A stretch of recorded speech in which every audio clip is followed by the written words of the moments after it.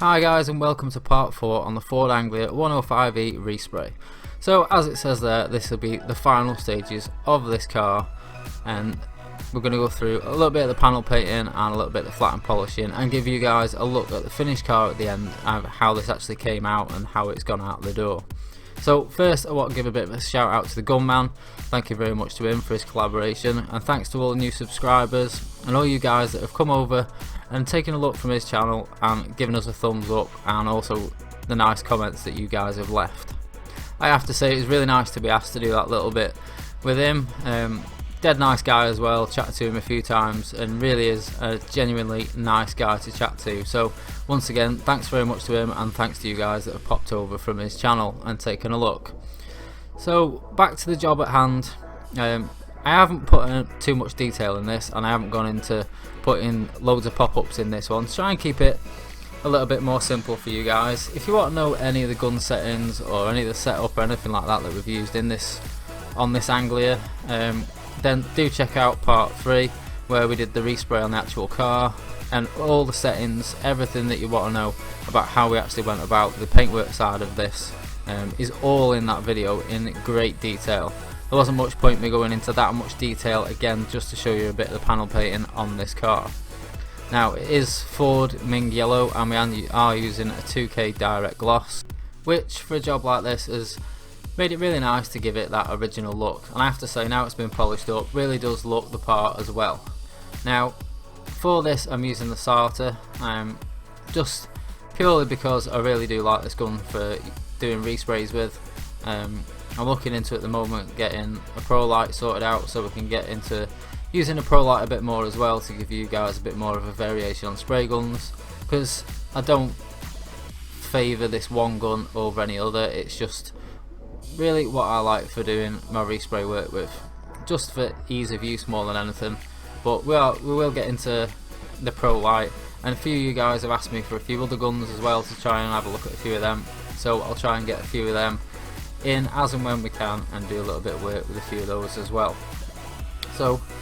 in a minute I'm going to leave you with a bit of music so you can listen to some tunes and watch a little bit more of the panel painting on this car, and just sit back and enjoy a little bit of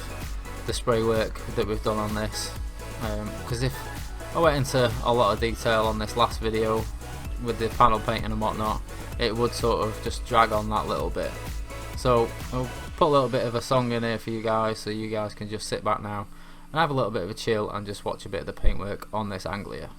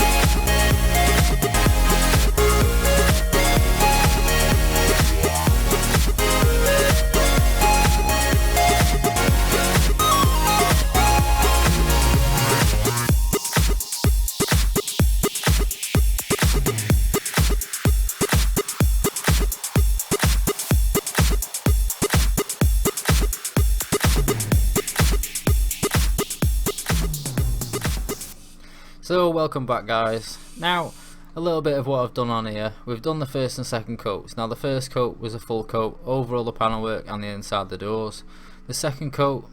was a full coat over the outsides of the doors and the bonnet and the boot and everything. And this third coat again will be a full coat inside and outside of absolutely everything, just to make sure that we've got all that coverage and all that build there. Now if you haven't watched part 3 yet, where we actually painted the car, my method for doing this was to put down a first coat as a bit of a grip coat, which basically was just a really fine coat, really quick flash round over the whole car, just to give that second coat something to stick to that little bit better, so that when we put that second wet coat down there's that little bit more grip there, and that's what I mean by a grip coat. I know one guy did ask me about that and I did reply to him in a comment, but just in case anyone else was wondering what I meant by a grip coat by my first coat. And basically once you've got that coat down, then I'm then putting 2 full heavy wet coats over the car, not worrying too much about the finish overall. I'm more just concentrating on a nice build, because we are going to give this car a full flat and polish, and that is something else that we've been asked about a few times in the past, the difference in flatting 2K direct gloss to flatting, you know, clear coat basically. Personally there's not really a lot that I do different. We have made a section at the end of the video for it, and I might also, if you guys want, make a bit of a separate dedicated video on flat and polishing direct gloss, because we have got the flat and polishing clear coat video on there, and that does seem to get quite a lot of views and have quite a lot of comments and questions on it, so it might be something that would help you guys out. So if it is, do let me know and I'll put that on there. And also if there is anything else that you want to see, tools, materials, techniques wise, then don't forget, keep commenting, keep giving us your ideas of what you want to see, or your ideas of what you might be struggling with and things that you might want a little bit of help with, and we'll do our best to get some dedicated videos up for those issues so that we can try and help you guys out that little bit more. Because at the end of the day, that's what the channel's for. If we can help just one person out, then all the time that we spend editing these videos up, it really does make that worthwhile, especially when you get the nice comments to say that, you know, there's one guy that I was speaking to the other day, he's actually a retired painter now, and he commented on one of the videos saying that he's really enjoying sitting watching the videos, which is nice to see. It's not just guys that maybe are trying to learn at home, or guys that have been in the trade for a while that just want to have a look at how everyone else is doing it, or learn, you know, have a look at some new products or new spray guns or something. But there's also guys that have been in the trade for a long time that are watching, that have now retired but still want to have that little bit of a look in, see how things are done and see how other people are doing it. And that is really nice to see, the broad range of people that do watch the channel, and not just in the UK but worldwide as well. I have to say that it really is a bit of an inspiration to keep going with the channel and make sure that these videos get bigger and better and more of what you guys want to see, which is the most important thing. Every bit that we can do to help you guys out with issues or problems that you might have, we will do our utmost to try and do for you. So let's get back to this job. We're just about finishing up now on the last coat of colour, and then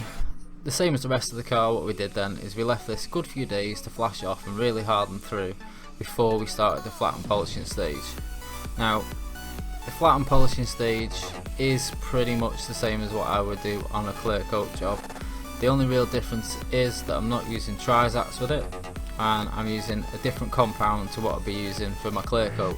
purely because I find that this compound that I'm going to be using in a minute works a lot better for direct gloss than the G3 Premium. That may differ maybe if you've got a baked booth, but I have found that as far as I'm concerned, the 3M Fast Cut does work a lot better. So this is the car, we've repanelled it so we can flat and polish it that little bit easier, and as you can see I've already flat down most of the rest of it. Now I'll run through the stages and we'll just have a bit of a chat. The 3M Wet on Dry Microfine 2000, I'm using just a standard spray water bottle,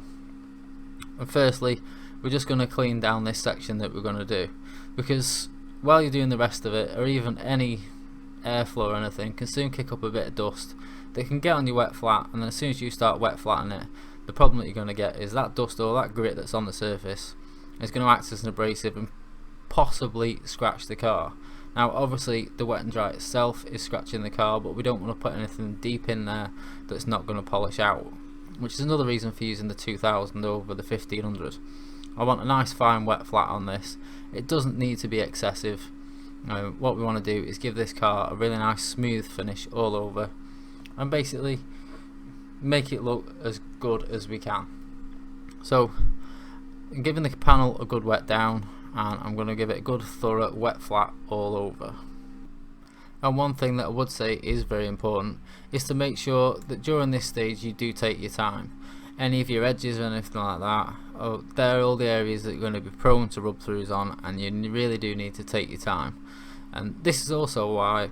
I prefer to put down that first coat and then put 2 really nice heavy wet coats on. It means we've got that build and that little bit of extra peace of mind that when we get to this stage and we're wet flatting it, and we're obviously, with it being a direct gloss, we're taking the colour itself off the job, that there's plenty of colour there, and there's more than enough to wet flat it without any rub throughs, and there's more than enough that we can polish it up